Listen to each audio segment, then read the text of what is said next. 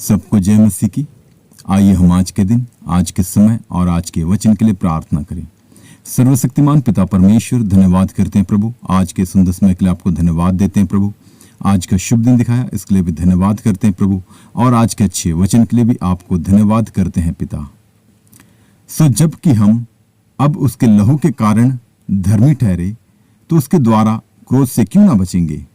धन्यवाद करते हैं पिता, आज के इस अच्छे वचन के लिए आपको धन्यवाद देते हैं प्रभु। जितने भी व्यूअर सुन रहे हैं, पढ़ रहे हैं, देख रहे हैं, मनन कर रहे हैं, आज दिन भर उन्हें अपने लहू से बांध कर तो सुरक्षित रखना। उनके कहीं भी आने जाने के रास्ते में, वाहन यात्राओं, पैदल यात्राओं, प्रभु तो उन्हें सुरक्षा प्रदान कर, उन्हें बुद्धि और ज्ञान दे, आत्मिक बातों पर मन लगाकर, वचन के अनुसार आपकी आज्ञा मानकर और आपके बताए हुए रास्ते पर चलने के लिए मदद कर प्रभु, अगुवाई कर प्रभु। इन सब के लिए हम प्रार्थना करते हैं। और आज का वचन प्रभु हमारे एक एक जनों के हृदय में अधिकाई से बसने दे। इस वचन की गहराई और इसके भेद को जानकर, समझकर प्रतिदिन एक पवित्रता का जीवन जीने के लिए तुम मदद कर प्रभु। और आज का वचन प्रभु हमारे एक एक जनों के लिए एक बहुत बड़ी आशीष का कारण होने पाए। इन सब के लिए हम प्रार्थना करते हैं। आपका नाम पवित्र माना जाए, आपका राज्य आवे, आपकी इच्छा जैसे स्वर्ग में पूरी होती है वैसे इस पृथ्वी पर भी पूरी होवे।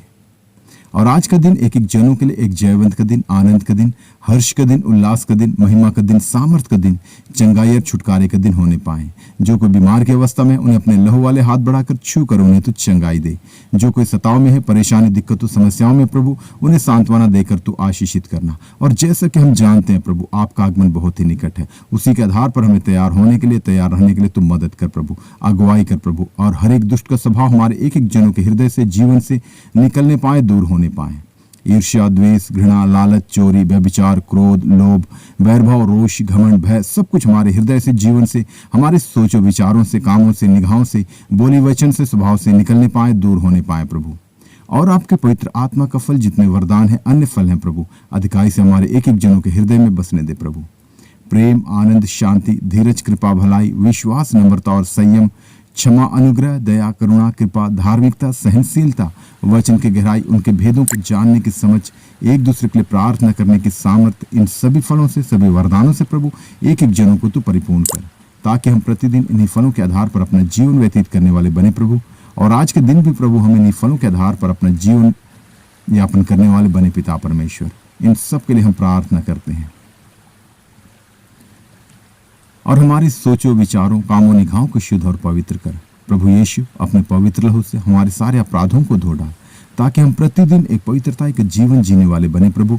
और अंश अंश करते हुए प्रभु हम आपके स्वभाव में परिवर्तित होते जाएं। इन सब के लिए हम प्रार्थना करते हैं। और हम पूरे भारत देश को भी आपके हाथों में देते हैं। पूरे देश को अपने लहू से बांध कर तो सुरक्षित रखना। कोई भी दुष्ट की शक्ति, दुष्ट की प्रवृत्ति या दुष्ट की चालें प्रभु इस देश पर प्रबल ना होने पाए। पूरे देशवासियों को भी आपके हाथों में देते हैं। अपने लहू से बांध कर तो सुरक्षित रखना।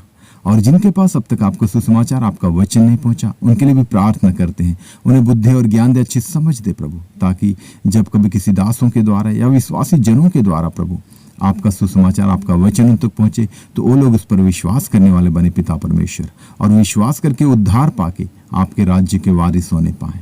ऐसा है प्रभु, एक एक जनों तक, एक एक लोगों तक, एक एक देशवासियों तक आपका सुसमाचार, आपका वचन पहुंचने पाए, और पूरा देश इसी रीति से प्रभु उद्धार पाके आपकी महिमा करने वाला देश होने पाए। इन सब के लिए हम प्रार्थना करते हैं। और इस देश की उन्नति के लिए, प्रगति के लिए, तरक्की के लिए, समृद्धि के लिए भी प्रार्थना करते हैं। देश हर एक क्षेत्र में, आर्थिक क्षेत्र में, सामाजिक क्षेत्र में, वैश्विक क्षेत्र में, राजनीतिक क्षेत्र में, हर क्षेत्र में प्रभु उन्नति करने पाए, तरक्की करने पाए। और जो भी देश की जरूरतें हैं वो आपके भंडार से पूरा होने पाए।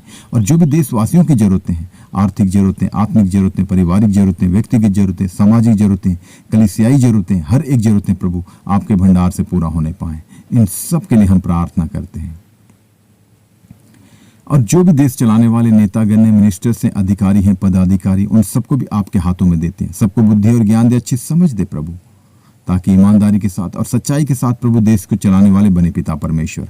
और संविधान को सर्वोच्च मानकर उसी के आधार पर हर एक कार्य को करने वाले, हर एक फैसला लेने वाले होने पाए। आने वाले समय में प्रभु हम आपकी उस महिमा को देखने पाएं कि जो भी देश चलाने वाले हों प्रभु, वो आपके वचन के जानकार होने पाएं, वचन को जानने वाले, मानने वाले और समझने वाले होने पाएं।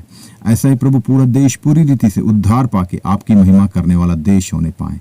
इन सब के लिए हम प्रार्थना करते हैं।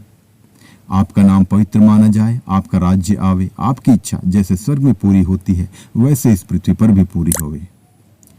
और जिस प्रकार आपका वचन कहता है, जिस नगर पे तू रहे उस नगर की खुशहाली के लिए तू प्रार्थना करा। हम इस देश में रहते प्रभु, और खासकर इस देश की खुशहाली के लिए हम प्रार्थना करते हैं प्रभु।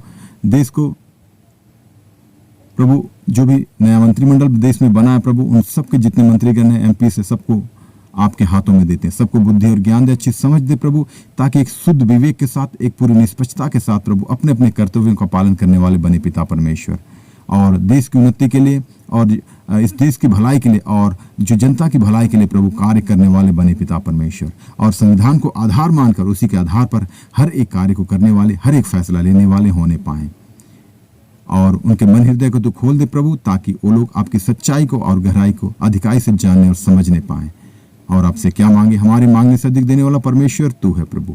आदर, महिमा, स्तुति, आराधना सिर्फ और सिर्फ आपको देते हैं प्रभु। यीशु मसीह के सामर्थी नाम से मांगते हैं, सुन और दया से स्वर्गराज में ग्रहण कर पिता। आमीन, आमीन, आमीन। सबको जय मसीह की।